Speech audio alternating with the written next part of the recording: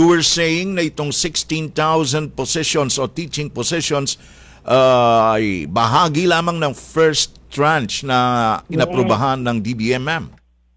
Opo, tama po kayo. Ito pong 16,000 new teaching positions ay bahagi pa lamang po ng first tranche ng 20,000 positions na target po na gawin o likain po ng ating gobyerno ngayong taon. Yun pong 4,000 remaining positions, Opo. hihilingin po yan kasi ng DepEd sa DBM by batches. Bali Ayun. kasama po dito sa mga inaprubahang positions yung 15,343 teacher 1 positions, yan po yung may salary grade 11, yung 157 special science teacher positions, salary grade 13 po yan, at yun pong 500 special education o SPED teachers Opo. na magkakaroon po ng salary grade 14.